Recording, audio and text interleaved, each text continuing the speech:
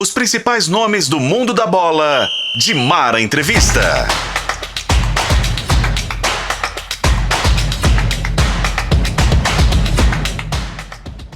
Olá para você, mais um de Mara Entrevista chegando nos 91.7 FM da FM O Tempo, nas plataformas digitais de O Tempo, YouTube de O Tempo. YouTube, gente, é facinho, youtube.com/O Tempo. Você vai lá nos podcasts e você vai encontrar o de Mara Entrevista. Mais uma vez agradecendo a audiência de todo mundo.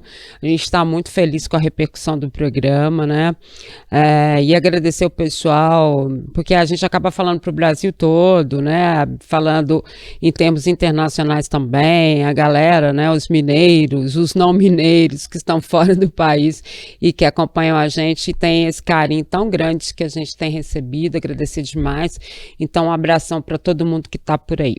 Dizer o seguinte, hoje eu trago uma pessoa muito especial para mim, na minha carreira, né? Porque dizem que quando eu voltei, depois de ter passado 4 anos e pouco na assessoria de imprensa do Cruzeiro, eu voltei melhor como jornalista. Eu voltei melhor porque eu aprendi com muita gente, né? Muita gente bacana que eu tive a chance de conviver durante esse período em que eu estive na assessoria de imprensa do Cruzeiro, com um orgulho danado dessa tríplice coroa que completa esse ano, dia 30 de novembro. Na verdade, é 30 de novembro? 30 de novembro. Os 20 anos, né? 29 foi o dia da nossa concentração, eu não vou esquecer nunca porque era meu aniversário, e dia 30 foi o jogo, então, do título do Cruzeiro no Brasileiro, que deu aí a tríplice coroa. E um dos participantes, né, que teve uma participação fundamental, sem dúvida nenhuma, a gente tem que dizer que foi o auxiliar técnico do Vanderlei Luxemburgo, reconhecidamente pelo Vanderlei, por todos os jogadores, né, que faziam parte dessa equipe tão vencedora que foi a equipe do Cruzeiro de 2003, que é o PC Guzmão, que é esse amigo querido que está aqui comigo hoje, de caráter, de carinho, sabe? A gente continua a mesma coisa, a gente não se fala todos os dias, obviamente, não dá tempo, ele tem muita coisa para fazer, eu também, mas a gente tem uma relação família, uma relação de carinho, e que veio do Cruzeiro e veio para a vida. Eu tenho muito orgulho de te receber hoje, PC Guzmão. Que bom você estar aqui com a gente, obrigada. Pô, Dimara, prazer muito grande estar com você, sempre uma grande oportunidade conversar, falar de futebol com você, ter a oportunidade de relembrarmos, né, momentos muito especiais nas nossas vidas, momento onde a gente pôde, você fala em aprendizado de dentro do campo, mas o que você passou para nós também ali, do aprendizado, principalmente do relacionamento com a imprensa, é fundamental na nossa vida profissional até hoje. A gente traz ali experiências, a gente traz ensinamentos, a convivência, o respeito, né? E principalmente aquilo que você tanto prezava para nós no nosso dia a dia. Falar de 2003, a gente está voltando, a gente tendo consagrado, né, entrado na história de um clube tão importante nas nossas vidas, e levado, e ter trazido, né, essa amizade tão sincera e admiração por tudo aquilo que a gente vive, a gente tem até hoje, a valorização da família. Então é muito bom estar com você, falar, relembrarmos um pouco dessa conquista e falarmos daquilo que a gente vem realizando no nosso dia a dia. Você acompanha futebol e é bom de palpite? Então tem que conhecer KTO.com, isso mesmo. A KTO é o melhor e mais seguro site para você apostar e se divertir. Tem os campeonatos estaduais, Copa do Brasil, Brasileirão, Libertadores, Champions League, ou seja, tem tudo. E várias outras modalidades, claro, além do futebol. E lembrando que na KTO, 2-0 é goleada. É isso mesmo. Se o time que você apostou abrir 2-0, a KTO paga na hora com o ganho antecipado. Faça seu cadastro, KTO.com, e utilizando o cupom O Tempo, você tem 20% de bônus no primeiro depósito. Isso mesmo, usando o cupom O Tempo, você tem 20% de bônus no primeiro depósito. Deixe os seus palpites na KTO.com, onde a diversão acontece. E o PC, obviamente, depois, na saída do Vanderlei, o PC se transforma no técnico do Cruzeiro, né? Depois a gente vai entrar mais nessa situação, mas só para dizer aqui que, como treinador, ele foi campeão cearense em 2012, foi campeão goiano em 2011, o cearense é com o Ceará, o Atlético Goianiense é o campeão goiano de 2011, Itumbiara, o campeonato goiano de 2008, pelo Cruzeiro, o campeonato mineiro de 2004 e o campeonato mineiro de 2006. O PC, para quem não sabe, ele era goleiro, né? E aí ele tem uma história, ele começa no Vasco, né? Tô errada? Não, é isso mesmo, né? Você vem da base do Vasco. Não, tá certo. Você vem da base do Vasco, né? Eu venho da base do Botafogo, a verdade, eu venho da base do Botafogo e chego ao profissional no Vasco da Gama. Ah, Né? tá. Então, essa profissionalização aqui, 82, você já estava no time principal. Eu tive uma passagem no início no Botafogo, depois me profissionalizei no Campo Grande, um clube aqui do interior do estado, e era o Vanderlei o treinador, né? O meu primeiro treinador como profissional foi o Vanderlei Luxemburgo, era o primeiro clube dele também. E aí depois, na sequência, é que eu vou ao Vasco da Gama. Entendi, aí você vai no Vasco da Gama, você passou pelo Cabofriense também, emprestado, teve, né? Passei Cabofriense, Americano, Pouso Alegre. Tive uma passagem. Não, sim, eu ia chegar no Pouso Alegre, né? Mas ele teve, então, Botafogo, Campo Grande, Cabofriense, Americano também, né? Você passou lá também. Americano, isso. Isso Americano. Tudo são as equipes do interior carioca. Como atleta, isso, como atleta. Isso, como atleta. Tive esse. Isso aí.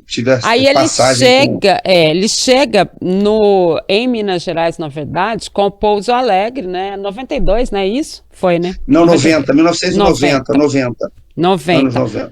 Anos 90. Aí ele tem lá o Paulo da Pinta, que hoje é um dos dirigentes do Pouso Alegre, Nonato, esse mega lateral, ídolo do Cruzeiro, né? Então o PC já tinha uma história com Minas Gerais muito antes, né, PC? Já. É uma história que eu vivi o Campeonato Mineiro, né? Então, assim, a gente já tinha um conhecimento até da logística, como ele funcionava, né? A distância do sul de Minas até a capital, do Triângulo até, enfim, a dificuldade do Campeonato Mineiro e a rivalidade, né? As equipes muito fortes, as equipes do interior muito fortes. Então, a gente já tinha um conhecimento já de ter disputado como atleta. Por isso que ele ganhou 2, né, gente? Além, obviamente, na verdade são 3, um como auxiliar técnico também, né, que faz parte da Tríplice Coroa. Quando você chega com o Vanderlei aqui, vocês chegaram em 2002, né? Já 2002. Foi o segundo semestre, né? E aí aí, obviamente, eu vou falar gente porque eu era assessora de imprensa, tá? Nada a ver com um lado ou com o outro. Mas aí a gente vai para a última rodada do Brasileiro com chance ainda de classificação, né? Acabou não acontecendo, né? Teve aquele jogo da Ponte Preta, o nosso último jogo foi no Independência, né? E eu falo assim, pensei que tem uma frase que não me sai da cabeça, e eu uso ela sempre de exemplo o tempo inteiro, né? Porque daí no outro dia, quando a gente não tinha classificado, quem classificou, só para lembrar, foi o Santos, né? Que entrou em último e que naquele ano acabou sendo campeão, ou seja, o Cruzeiro tinha todas as chances de já ter conquistado o Campeonato Mineiro com a evolução que essa comissão técnica proporcionou ao Cruzeiro, né? E dizer o seguinte, o PC, na verdade, gente, ele era o mais próximo dos jogadores, né, PC? Era ali o cara que fazia esse trabalho pro Vanderlei de conversa com um, conversa com o outro, não sei o quê, beleza. Você fazia esse trabalho, né? Fazia, além dessa integração, né, do grupo, e principalmente uma blindagem ao Vanderlei, porque como a gente já se conhecia há algum tempo, então o modelo de gestão do Vanderlei era um modelo de gestão muito forte, que a gente tinha que até exercer uma posição contrária, né? Uma forma de você promover uma integração e não só chegar ao ponto daquela hierarquia, daquele comando, né? Que a gente sabe que era um comando muito forte, equilibrar com eles, né? Então era importante, além de poder fazer também essa transição base profissional, né? Estando ali com o Ney Franco também, que era o treinador do sub-20, o Ney Franco, o Moacir, o Alexandre Lopes, enfim, com toda a comissão técnica, conhecendo, fazendo um conhecimento do clube mais rápido possível para que houvesse também, o Vanderlei sempre gostou muito disso aí, de trabalhar muito junto na base. Então a gente pôde fazer, além de estar diretamente ligado ao planejamento de treinamento, né, uma gestão de treinamento dentro do que o Vanderlei sempre propôs de ideias de jogo, modelo de jogo, estudo, estatística, a parte toda de análise de desempenho, além de sentar muito, enfim, vivia o Cruzeiro 24 horas, sentava com o seu link, era na época o analista de imagem, não existia nem ainda esse departamento de análise de desempenho, então a gente via e revia os nossos jogos e os jogos dos adversários, fazia edição, até para ter uma ferramenta bem mais tranquila, né? Não ter que ficar cansando os jogadores de ver um jogo inteiro junto com eles. E, enfim, a gente fez todo um trabalho bem agregado, não só nós que chegamos, né? O Vanderlei, eu, o Melo e o Marquinhos, mas também com a comissão permanente do Cruzeiro. Eu tinha o Emerson, o Quintiliano, enfim, todo um grupo de trabalho ali muito forte, ao qual nos leva ali a possibilidade de classificação em 2008, com aquele antigo de modelo, né, de competição, foi o último modelo de competição, foi 2002, qual classificavam 8, e aí você ia para um mata-mata, né, ainda com, enfim, com uma situação em que o oitavo sempre tinha a possibilidade ainda de ser campeão. Então a gente perde a vaga para o Santos, e o Santos, São Paulo, se não me engano, foi a melhor equipe nesse ano aí, a classificação. E o Santos consegue eliminar o Santos, ele elimina o Santos logo no primeiro confronto, né? No primeiro mata-mata. Enfim, o futebol em 2002 para 2003, ele foi muito mais de um conhecimento, um diagnóstico, um conhecimento de clube, de modelo de gestão, que até então na época era o Zezé, o Alvimar e o próprio Maluf, o diretor de futebol, com o nosso grande Beneci, enfim, Maluf e Beneci saudosos, né? Aqueles nossos caras que foram incansáveis e nos ajudaram o tempo inteiro. E o primeiro impacto com um grupo e depois essa transição, essa troca para 2003. Né? Acho que foi verdade. Esse primeiro diagnóstico, essa chegada, se eu não me engano, foi em junho de 2002 até o término da competição, foi praticamente um diagnóstico de conhecimento, né, nosso com o próprio grupo. E assim, eu fiz um levantamento há pouco tempo, PC, não sei se você tem, na verdade depois você teve outros anos no Cruzeiro, mas na verdade a equipe que mais aproveitou jogadores da base do Cruzeiro, e aí você está falando do trabalho do Ney Franco, que era fantástico na base também quando a gente estava por lá, né? A equipe que mais teve aproveitamento de jogadores de base jogando como titulares na equipe foi a equipe de 2003. A gente isso aí como característica, né? Até porque a gente teve outras experiências em outras grandes equipes também, e a gente sabia que o ativo do clube era a base. Então a gente tinha um trabalho, um investimento. Isso. Um investimento grande que se tinha na formação, né? Com toda uma estrutura de base, a gente tinha que aproveitar. Né? Então a gente pôde tá lançando aí vários meninos naquela época. Eu dei aula agora numa última licença A aqui da CBF Academy. Quem fez a licença foi o Gladstone, e a gente até relembrou. Grande Gladstone. O menino da fralda, ele mesmo, gente. Isso. Eu na brincadeira com a própria turma, revelei. A gente entrou nessa preleção do Vanderlei, né, falando sobre a fralda, enfim, foi sensacional. Então, assim, são algumas situações que a gente tem pontuais na nossa vida que a gente leva, né, como experiência. Naquela época, no dia, ele soou como uma responsabilidade grande para o menino de 16 para 17 anos, né? Numa decisão hoje, de Copa do Brasil contra o Flamengo, um jogo no Mineirão, né? E ele entrou. E aí foi muito engraçado, porque o Vanderlei não tinha, nem você também, essa história de tá tudo certo, ok, resolvemos no primeiro jogo. No primeiro jogo no Maracanã, o Vanderlei já tinha entrado, invadido o campo. Eu olhei de lá de cima, junto com o Malu, falei, o que está acontecendo? Porque ele puxou para ele aquela responsabilidade. A gente teve problema de arbitragem, né? É aquele jogo que o Alex faz o gol de letra, que ficou marcado na história do Cruzeiro, né? Isso. Mas aí ele vai, e um dia antes, ou no dia, não me lembro, ele pede para comprar as faixas que estavam à venda lá lá, tava na porta do Mineirão, as faixas. E fralda. Eu falei, tu ficou louco agora de vez. Falei, o que eu vou fazer com fralda? Ele falou, a fralda. Eu falei, meu Deus, que será que é, né? A gente ficava pensando que o Vanderlei tinha essas coisas. Ele chegava pra mim e falava assim, eu preciso disso, né? Não era assim? É muita inspiração, né? Muita inspiração. Mas o grande lance era o se chegar até esse momento, né, Dimara? Porque claro.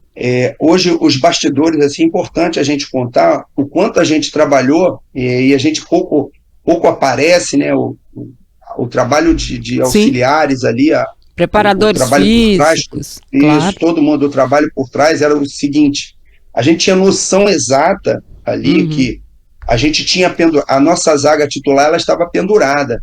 Né? A gente, todos eles com 2 cartões. Isso foi a causa do Vanderlei ter invadido o campo e partido para cima do Simon, foi em função dele ter amarelado nossos 2 zagueiros e tirado da decisão.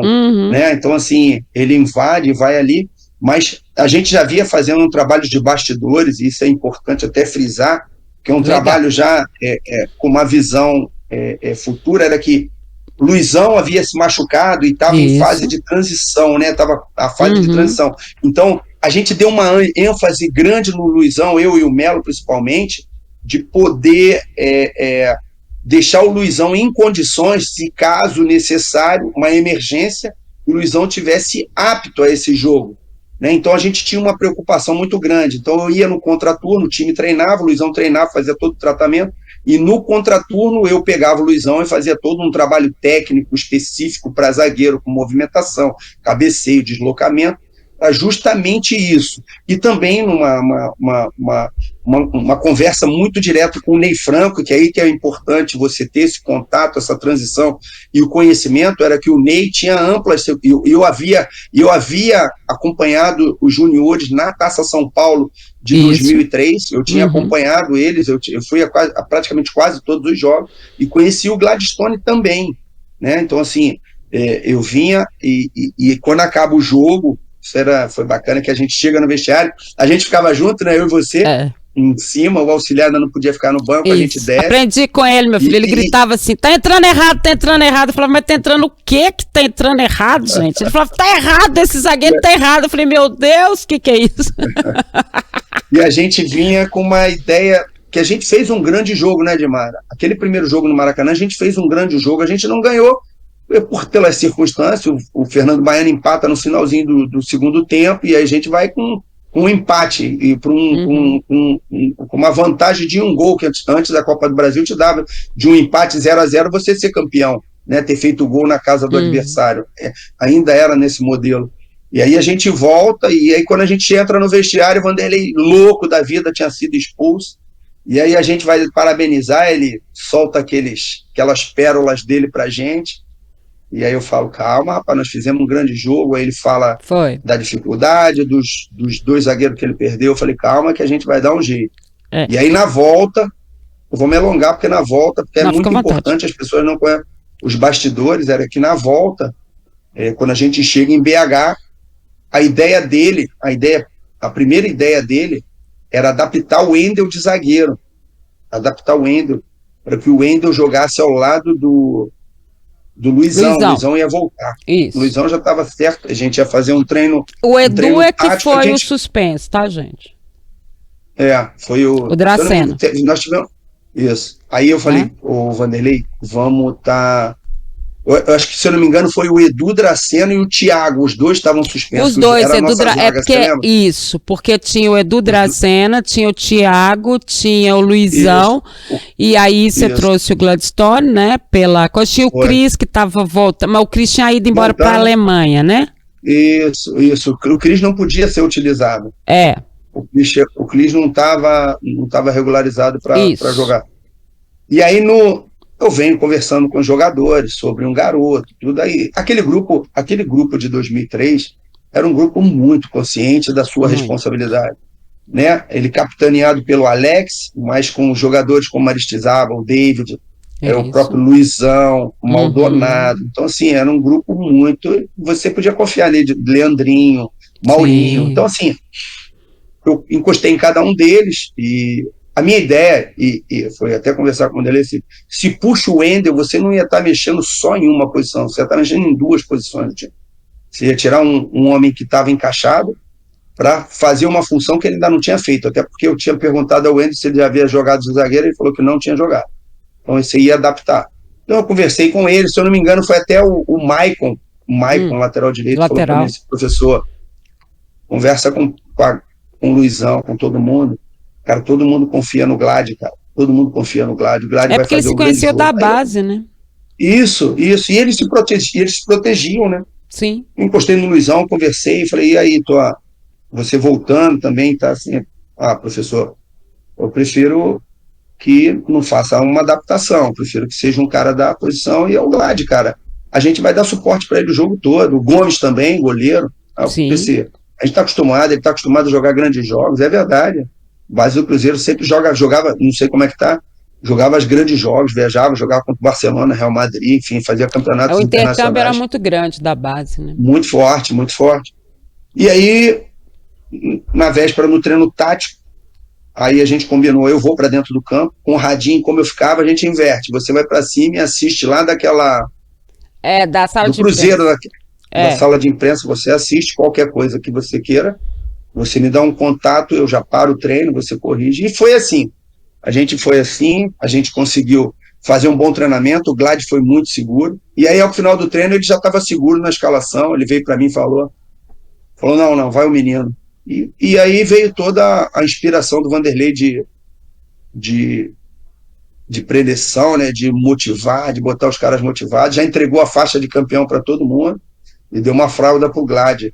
Então, assim, foi uma tirada muito bacana ali naquele momento que ele conseguiu tirar aquele aspecto, e principalmente o emocional que estava lá em cima, né, deu uma relaxada, os caras chegaram até o Mineirão e fazer 30 minutos a gente já tinha decidido a Copa do Brasil. Já, eu queria matar eles, porque eu estava muito nervosa, exatamente por toda essa situação que o PC diz, porque deixa eu explicar para vocês, a sala de imprensa onde eu ficava era onde eles conversavam, eles entravam conversando lá dentro, tomavam café, sentavam no computador, não era?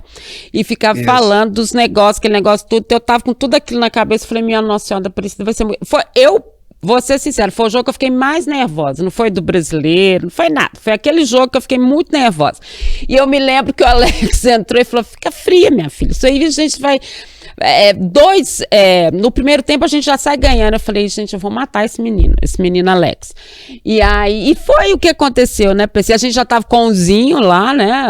Mas o Zinho não podia usar a Copa, não podia jogar a Copa do Brasil, nem Maldonado, né? Isso aí. O Zinho e o Maldonado, eles tinham jogado um pelo São Paulo e outro pelo Palmeiras, né? Já tinham jogado, vieram no meio da competição pro brasileiro. Eles não podiam jogar. Mas o nosso time, assim, ele era muito experiente. Eu lembro que o próprio Zinho ficou na cabine comigo, né? Ficou com a gente na cabine. E ele conversando. Como, assim, tem as histórias do próprio... Como inverte o papel, né? No jogo do Paysandu, que a gente é campeão brasileiro, quem tá na cabine comigo é o Alex, e o Zinho tá dentro do campo. Então, assim... são situações inusitadas. E foi muito bonito aquilo, gente. Foi muito bonito. Só quem viveu ali os bastidores e pode estar contando assim, né? A gente teve essa oportunidade de estar vivenciando isso aí toda uma temporada, né? Que se iniciou lá em 2002 até o final de 2003 com aquela tríplice coroa na mão. Mas a gente, engraçado, Dimara, que a gente já previa. O futebol, ele nos dá essa confiança do tempo, né? De você olhar e ver. Você lembra da nossa pré-temporada lá em Araxá? Você lembra da nossa pré-temporada debaixo d'água, o primeiro jogo amistoso contra o Araxá, você lembra? Sim. Choveu, não sei se você vai lembrar. o time, se eu não me engano, ganhou de 9 ou 10 com um campo Foi. todo molhado, alagado. O time fez 10-0. Eu falei, esse time é fadado a grandes títulos, grandes jogos. Esse time nós vamos ser campeão. Eu falei, nós vamos ser campeão. E o Vanderlei não podia nem ouvir falar nisso. Não, ele morria, ele para com isso! Mas, porra, era confiança no trabalho, em tudo que a gente fazia, né? A gente tinha um processo metodológico muito bem definido, né? Verdade. A gente tinha uma blindagem dele que eu não sei, assim, até porque como eu também virei treinador, a gente às vezes a gente não tem a noção do quanto nossos assistentes trabalham por fora para blindar, para que como trabalha, gente? Totalmente PC, voltada para o jogo. Eu me lembro o primeiro jogo que a gente fez nessa Copa do Brasil foi contra o Corinthians de Caicó, lá em Caicó, né? Você lembra? Gol do Irineu de cabeça, a gente empatou o jogo contra o Corinthians de Caicó, um lugar dificílimo, né? De campo, de fome, um Brasil retratado ali na cara da gente, porque foi isso que a gente viu, né? No jantar, a gente viu os meninos grudados no vidro com fome, era fome. Aí o Vanderlei resolve fazer aquele treino arrecadando dinheiro, né? Arrecadando dinheiro, eu tô louca. Arrecadou alimentos, né? E falou pra mim assim, tudo que você tiver de marketing, né, que a gente levava, chaveirinho, não sei o que, leva. Eu botei esses jogadores pra dar pra todo mundo, né? Os brindes do Cruzeiro lá. E aí o Alex, o Aristizábal ficaram dando autógrafo até o final do campo. Gente, ao final das pessoas. Eu fiquei de perna cruzada, sentada no chão, esperando eles terminarem de fazer tudo. Eu acho que aquilo foi uma grande lição para um início de trabalho, né? Porque eles viram ali muito seriamente o que era. Me lembro de você chegar e falar assim pro Vanderlei, sabia que o técnico do Corinthians mora aqui nesse hotel? Você lembra disso? Lembro, claro. Aí o Vanderlei falou, Aí você falou, ele mora aqui. Aí o Vanderlei falou assim, melhor conversar com ele. O que você acha? Você falou, não, conversa com ele, não foi? Aí vocês ficaram conversando no balcão, ele contou as dificuldades, aquele negócio todo, né? Que era assim, para nós, para eles é uma grande oportunidade, né, Edmar? Era o único prédio que tinha na cidade, né? O hotel era o único prédio. E o restaurante era no primeiro andar, todo espelhado, né? E assim, as pessoas, e a gente com aquela... o futebol, ele te dá uma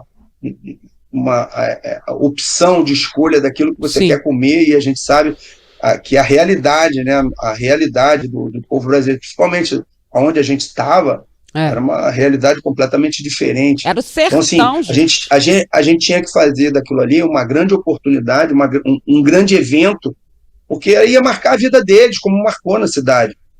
Eu lembro no final do jogo, o treinador estava tão feliz que ele veio em mim e falou assim, a gente não tem nem como ir lá, porque nós nem programamos o jogo de volta, a gente não tinha nem noção que ia ter jogo de volta.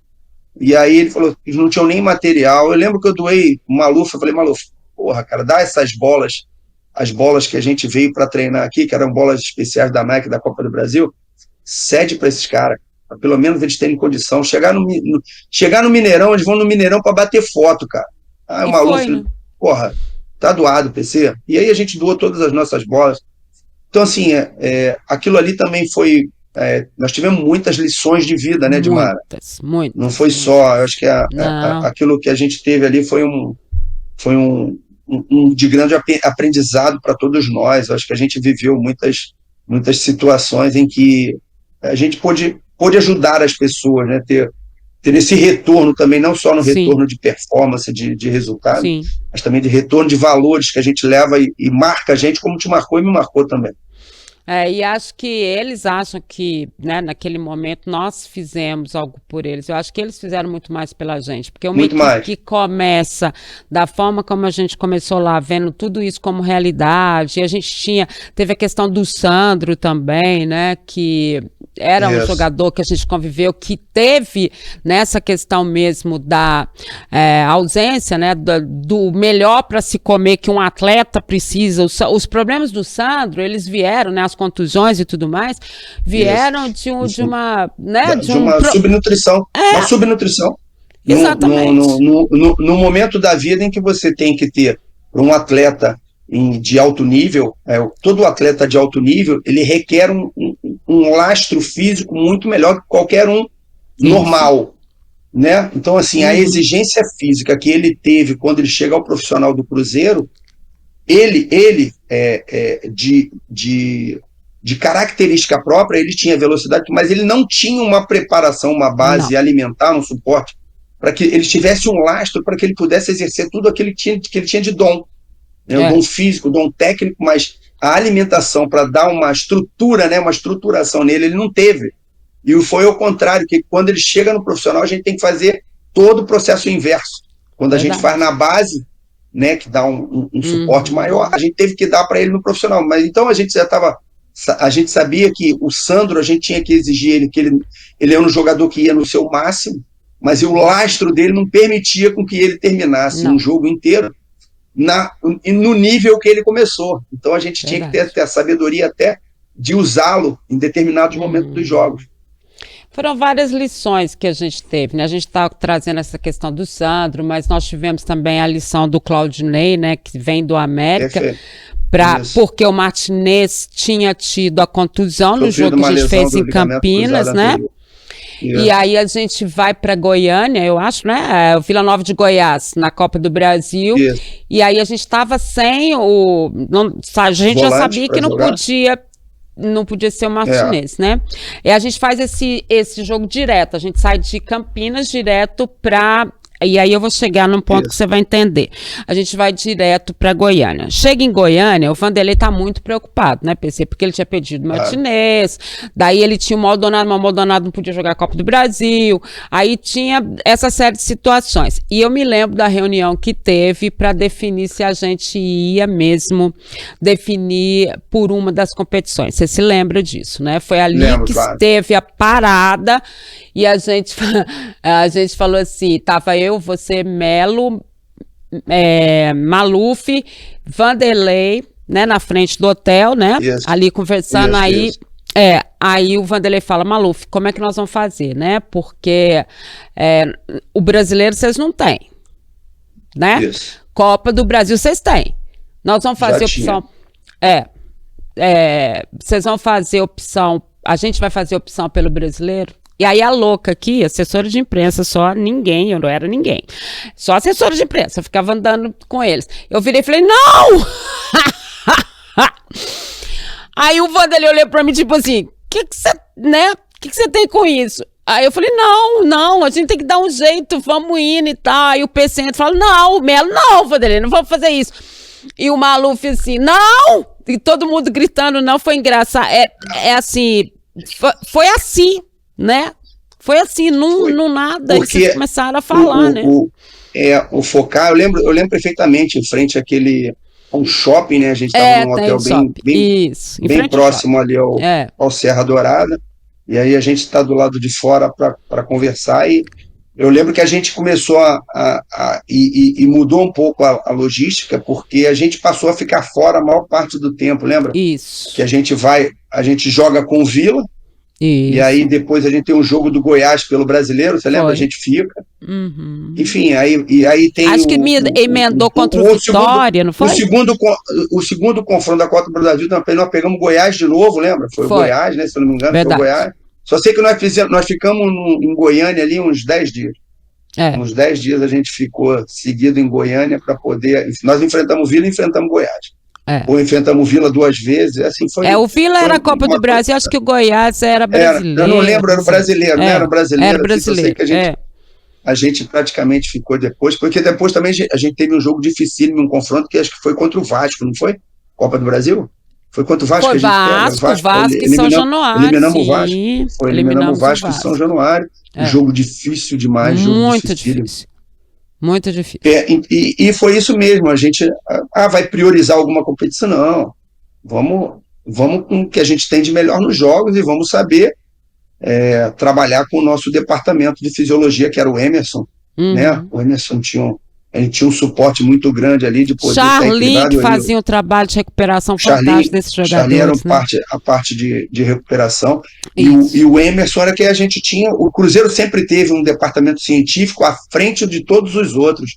O Cruzeiro foi modelo foi referência no Brasil. O Emerson Silame, ele foi referência em departamentos de fisiologia, né? Internacional, Análise de né, treino, monitoramento, tanto que ele vai para o Real Madrid com o Vanderlei também, né? Depois ele vai para o Japão, depois ele vai para os Estados Unidos, enfim. Esse é um cara que hoje a fisiologia, o departamento de fisiologia, né? O departamento de avaliação de cargas, esse cara foi fundamental. Isso aí na década lá de 90, já fazia, já estudava na UFMG, né? Que ele era... Sim. Ele era o chefe da cadeira. Então, a gente tinha os caras dentro da nossa comissão técnica, que eram os caras top de linhas do Brasil, entendeu? Que a gente sabia que a gente tinha retaguarda. E isso é fundamental. Não existe nenhum grande treinador que não tenha uma grande comissão técnica.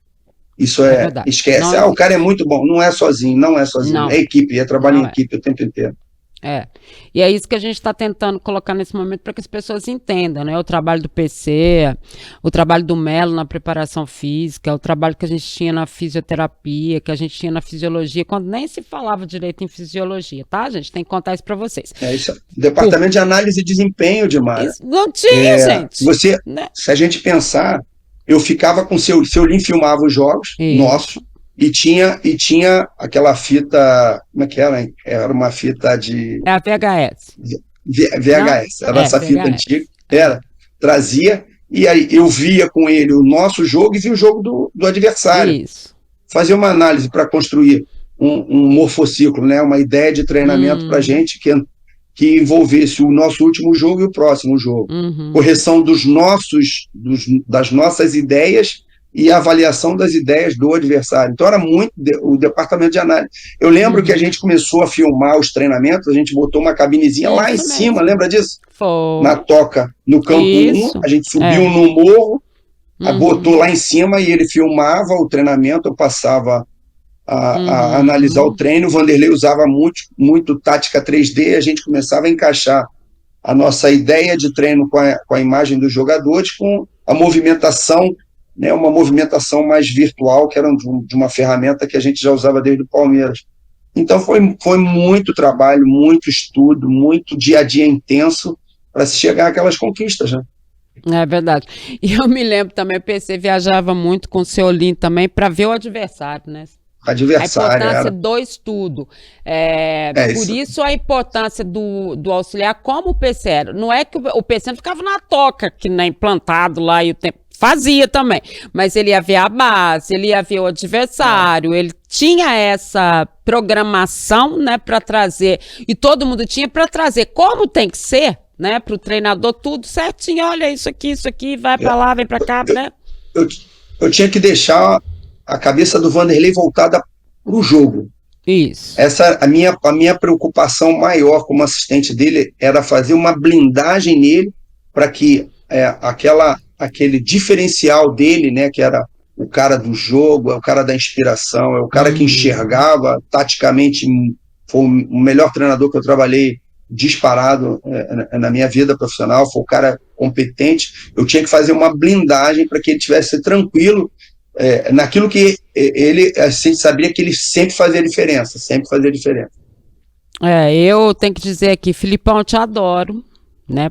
Trabalhei com ele também, te amo, você sabe disso, de carinho, de tudo. Emerson Leão, te adoro. Levir, amo, mas o melhor que eu trabalhei em campo foi o Vanderlei, né? O Vanderlei de uma capacidade muito grande. Gente, vocês não têm noção, taticamente, tecnicamente, né, da forma como eles viam e tal, e assim, de coisas muito engraçadas que aconteciam também, tipo assim, todo mundo fica lembrando, né, que o Maurinho treinava com camisa de manga comprida, né, PC? Isso, de nylon.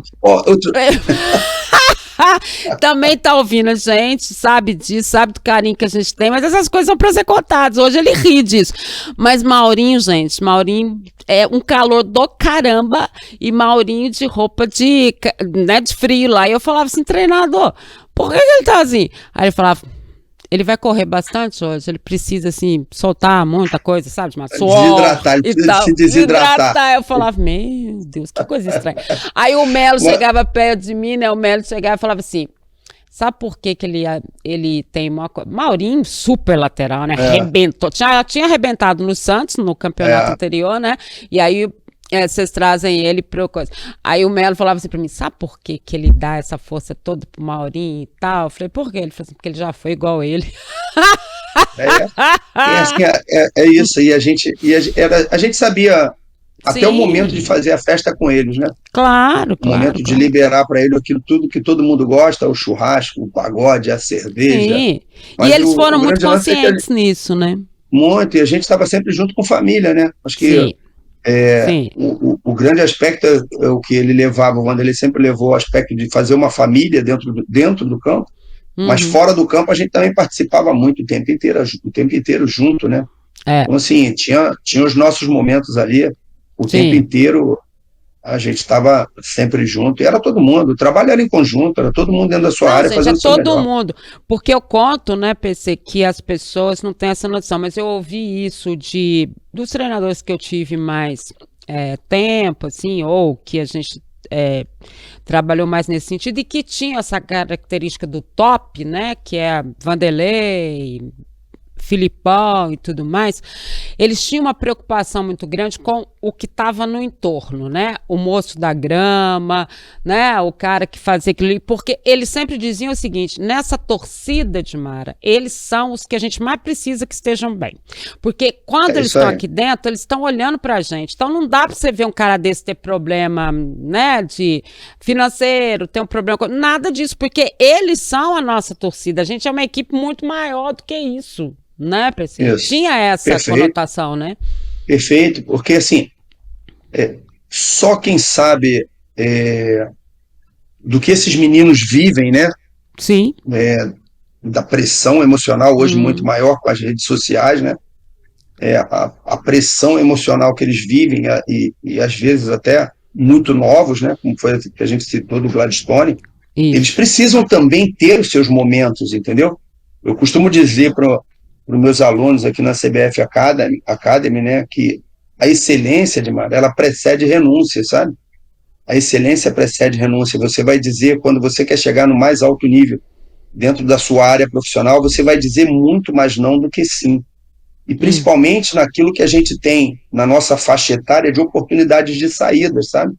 Você tem uma condição financeira diferenciada do seu amigo de mesma idade, mas você não tem a liberdade de ação que o seu amigo tem, de poder frequentar os mesmos ambientes que ele, de fazer as mesmas coisas que ele. Então, se você quer chegar à excelência, você vai ter que renunciar a muitas coisas, e a vida vai te exigir isso, a tua profissão vai te exigir isso, né? Então, assim, e nós que estamos na parte de comando, de liderança, né?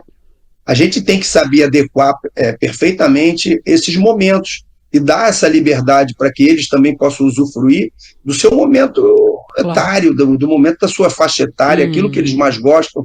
É lógico que hoje o futebol é uma grande ferramenta de inclusão social, uma grande ferramenta que ajuda na educação.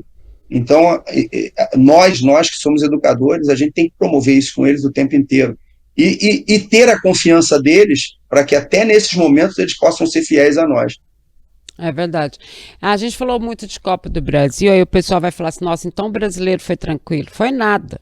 Né? Não foi. Nada. E uma das coisas que mais irritava era o seguinte, o Cruzeiro estava na frente, o Cruzeiro tinha o melhor futebol, vocês sabiam jogar pontos corridos, coisa que muita gente demorou, e vou te dizer, não sei se eles aprenderam até hoje a jogar pontos corridos, porque eles acham que pontos corridos é assim, vão esperar o retorno, porque no retorno a gente resolve tudo, resolve nada, porque no retorno tá todo mundo desesperado, né, a situação é muito pior, então essa regularidade, ela era uma coisa que vocês mostraram para o Brasil como se fazer, né? E foi o primeiro campeonato de pontos corridos, com um número maior de clubes e tudo mais, então não teve facilidade nenhuma no brasileiro. Talvez uma coisa que mais irritasse vocês era o fato de que ficava todo mundo assim, aí eu vou ser bem sincera com os companheiros de São Paulo e do Rio de Janeiro, principalmente, porque a gente via em todas as manchetes dos jornais na época, né, quando é que o Cruzeiro vai perder?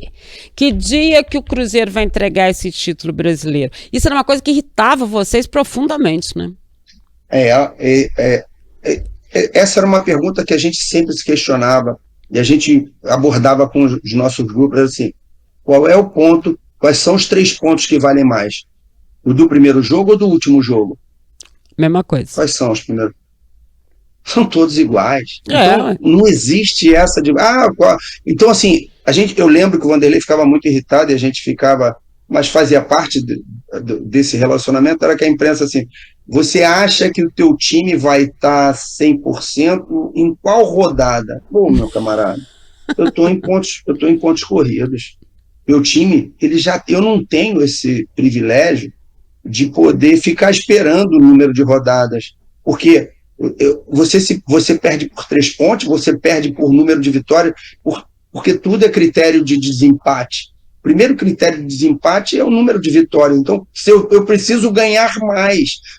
E se eu ganhar mais, eu somo mais pontos, né? Se eu não me engano, a gente fez 100 pontos, não foi? Fez 100 pontos nesse brasileiro, porque tinha muito mais 100 pontos e 100 gols. Se eu não me engano, fez mais de 100 gols. Foi mais de 100, porque o Vanderlei... Isso, lá na Bahia, a gente apanhando tijolo, rodando para tudo quanto era lado, porque eles estavam caindo, e o Vanderlei na beirada, gritando assim, mais.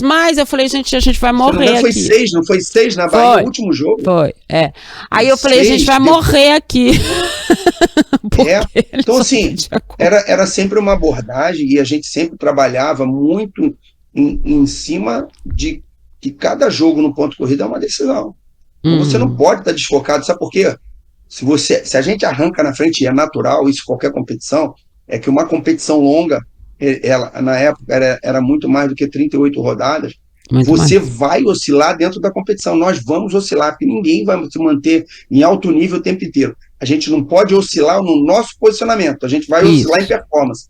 Então, quando a gente oscilar em performance, se não der para ganhar, a gente não perde, a gente pontua. E aí que vinha a nossa ideia de que pontuar era muito importante. 1 ponto era melhor do que 0, entendeu?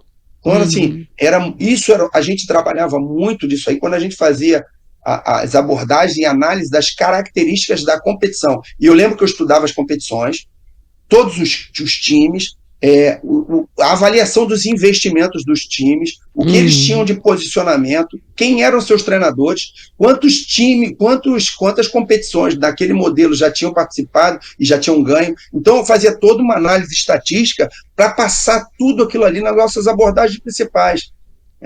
Que era importante eles conhecerem a característica da competição. Então, assim, quando a gente entrou, podem ter se preparado igual a gente. Melhor do que a gente, ninguém se preparou. Ninguém se preparou. Ninguém. E para ser sincero, eu acho que nem hoje ninguém se prepara tanto para pontos corridos como o Cruzeiro se preparou naquele 2003. Não é à toa que ele conquistou, né, a Tríplice Coroa, que vale lembrar que ela foi conquistada em 62 pela equipe do Santos. Na era moderna, né?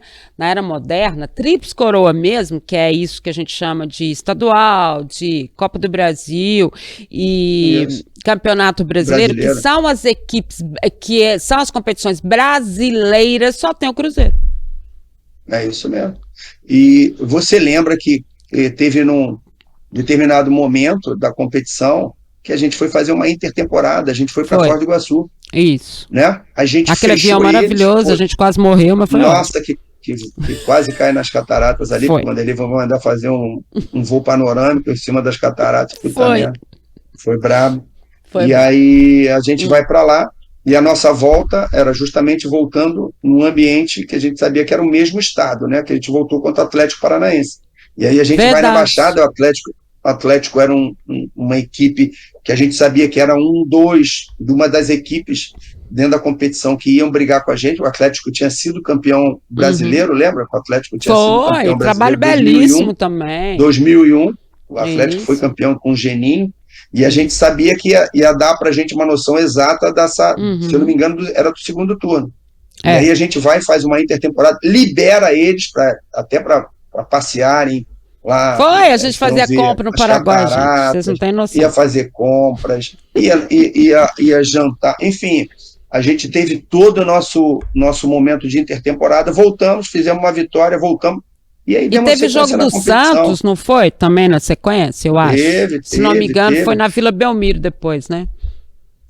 a gente vai e a gente consegue vitórias importantes, mas foi tudo planejado, porque assim, o que mais a gente, e eu ainda vou parar, porque quando eu vou escrever um livro sobre Que todas as lindo. histórias, né, daquilo que a gente passou, principalmente dos bastidores, dos processos utilizados, o que a gente fazia, com uma competição de alto nível, o estudo que a gente fez, e depois da 18ª rodada, a tendência era que as equipes sentissem uma alta temporada de início de competição de estadual, então era importante a gente dosar. Então, assim, foi tudo bem planejado e deu tudo certo, porque não só o planejamento, mas principalmente quem executou esse planejamento foi esse grupo maravilhoso, A esses garotos. competência, né? Eles tiveram a competência de executar um plano estratégico muito bem elaborado, entendeu, Dimar?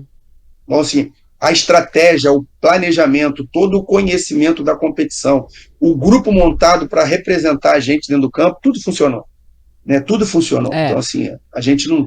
A gente fala em valores éticos profissionais, a gente fala em situações, aquele grupo não tinha vaidade, não tinha egoísmo, ninguém era responsável, todos eram responsáveis pelo sucesso e pelo fracasso.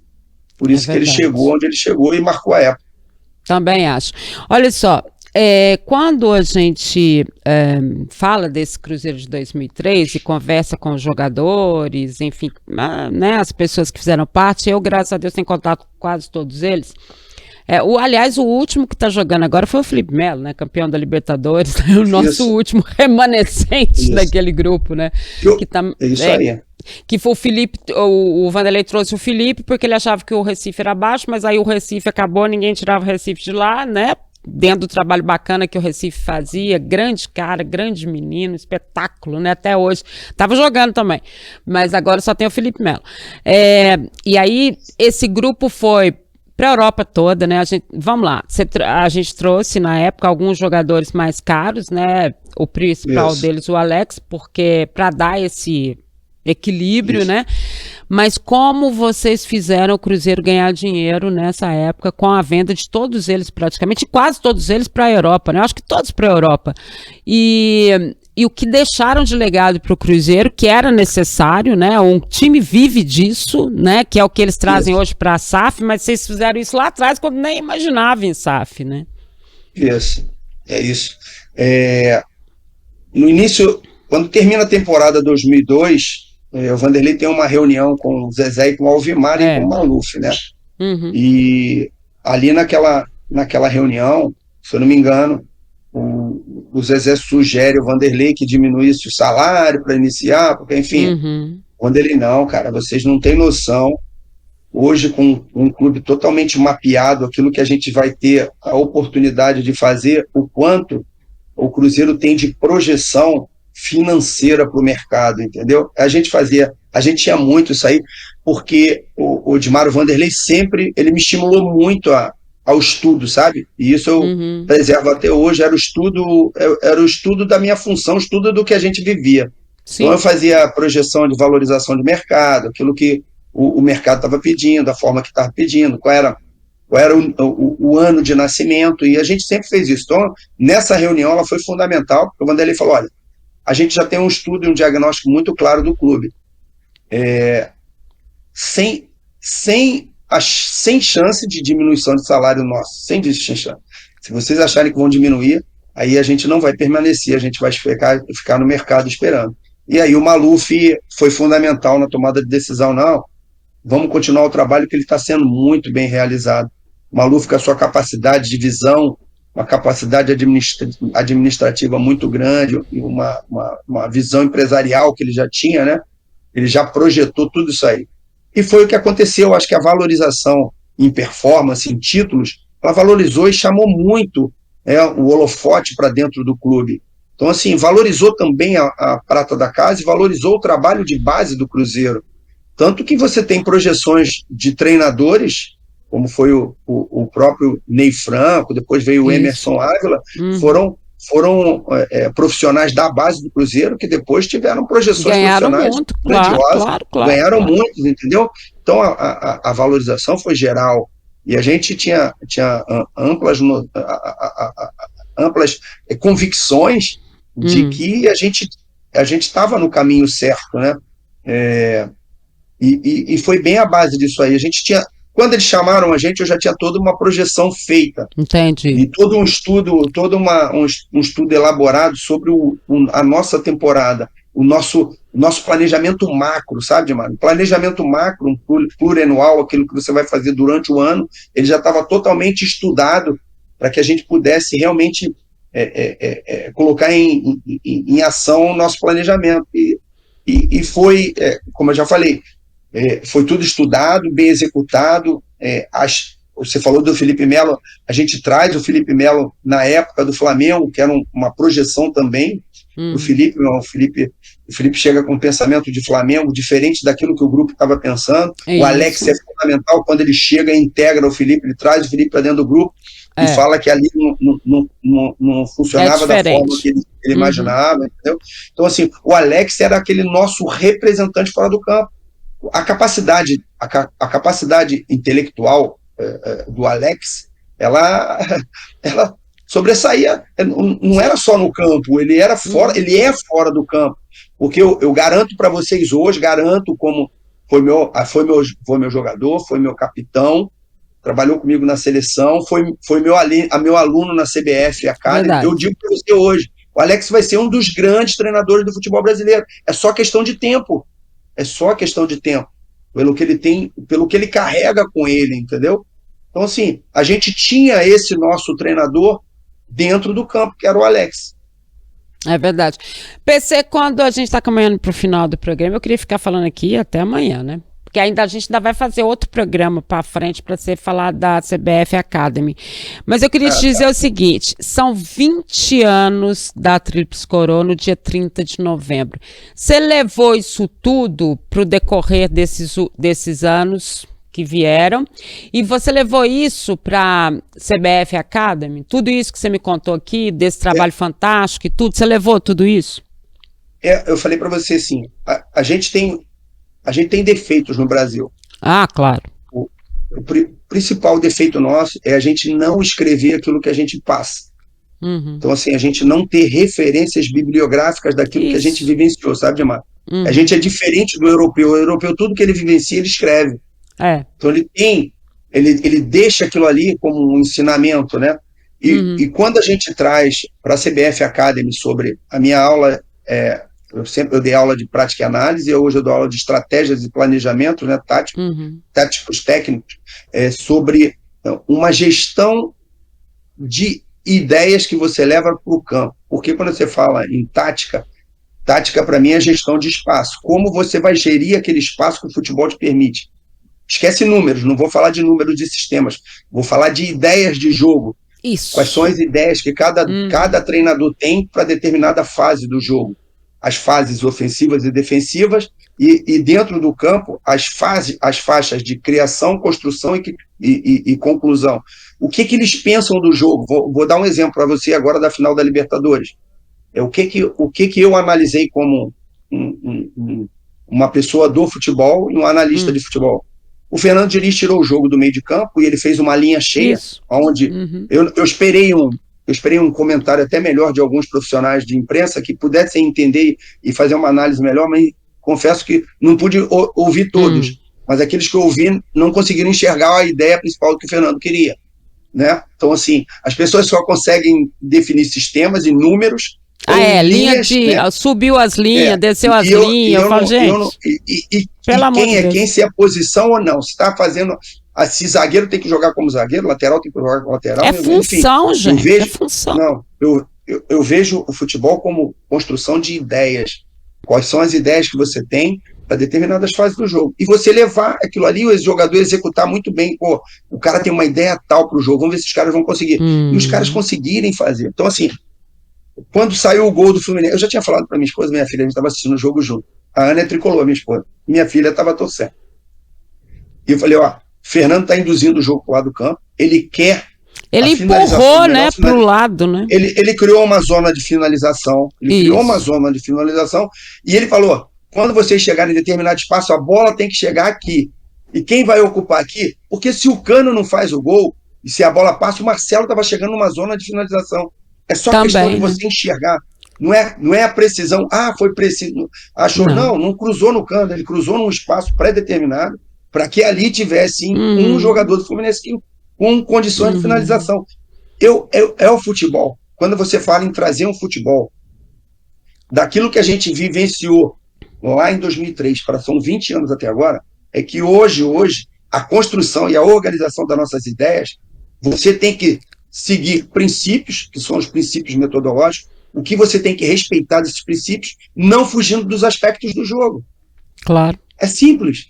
As pessoas acham, quando começa a falar, um dia eu conversei com uns amigos meus, treinadores, de uma época mais acima que a minha, ganhadores, e falam assim, PC, você está muito teórico. Eu não estou teórico. É que eu estudo isso todos os dias.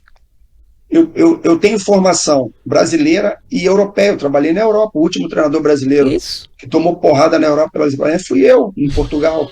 Mas eu fui estudar em Portugal, eu estudei na França, eu fui estudar. E hoje eu tenho que estar me atualizando o tempo inteiro para poder levar conteúdos para esses meninos que chegam na CBF Academy e chegam cheios de conteúdos. Isso. Entendeu, Dimara? Então, a vida é aquilo que você traz de experiências vividas, saber e sabedoria, atualizando os momentos, sabendo que as ferramentas, você tem várias ferramentas para uma análise melhor do que você tinha atrás.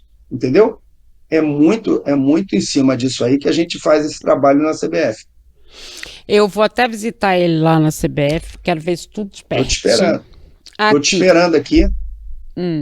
Mas dizer o seguinte, que eu gostei muito e torci muito pelo Fernando Diniz, né? Porque a gente torce também por amigos, e claro que eu torci pelo Fábio, claro que eu torci pelo Felipe Melo, né? Eu sempre digo que a gente torce por pessoas, né? Por trabalhos, né? No caso do Fernando Diniz, nunca vi na minha vida, mas eu acho que o trabalho dele é muito legal. E assim, para que a gente tenha, como o próprio Luiz Felipe Scolari disse no último jogo dele que antecedeu a final da Libertadores, ele falou que estava ali com o Fernando Diniz porque seria muito importante ele ganhar também, para que o treinador brasileiro que tem sido tão contestado, né, tivesse ali uma abertura porque são essas pessoas que vão abrir, quando a gente olha e vê, a gente fala assim, gente, o Vanderlei, né, já está partindo para o final de carreira. Você olha para o Luiz Felipe, também é um cara que é super dinâmico e tal, mas também já tá, né? O Levi já parou, né? O Leão já parou, e a gente tá num buraco, num negócio assim, que se a gente não criar novos e não deixar que eles realmente cheguem, a gente não vai ter futuro em termos de futebol do treinador brasileiro, né? E por isso o trabalho da CBF Academy é muito importante, né? É a nossa preservação, é a nossa resistência contra o mercado. Sim. O mercado internacional, ele está fechado ao treinador brasileiro. Tá, né? mesmo. E cabe a nós, quando a gente fala de futebol brasileiro, a gente fala em nomes, né? Hoje você citou Vanderlei, você citou Filipão, nós temos Parreira, nós temos vários grandes jogadores. Eu citei eles porque o próprio Tite, né? São inspirações, né? A nossa vida são as nossas influências e nossas inspirações, que causam reflexões para que a gente possa ter condução. Então, assim, esses caras trouxeram muito para a gente. E hoje a gente tem que trazer para os caras a nossa experiência, o que a gente tem, o que a gente tem de conhecimento, para que eles ganhem. Eu acho que, assim, dá prazer. O Fernando, para mim, dá prazer muito de ver o time do Fernando Diniz jogar. Se vai ganhar ou vai perder, mas me dá prazer de ver o time dele jogar. Como tem outros jogos que eu não consigo ficar na frente, eu que sou do futebol, porque você não tem ideias concretas daquilo que os caras querem realizar. O futebol é um entretenimento. E como entretenimento, ele tem que chamar a atenção. Você tem que protagonizar grandes jogos, com grandes ideias. E o Fernando promove pra gente isso aí. E é isso que a gente quer. E a outra, melhor ainda, ele é brasileiro, ele tem tudo para resgatar aquilo que a gente deixou para trás. Então a gente tem que investir nesses caras para que a gente possa ter essa retomada. PC, valeu demais, obrigada muito, obrigado por tudo, pelos seus ensinamentos, pelo convívio desses anos todos. Parabéns por 20 anos da conquista da Tríplice Coroa.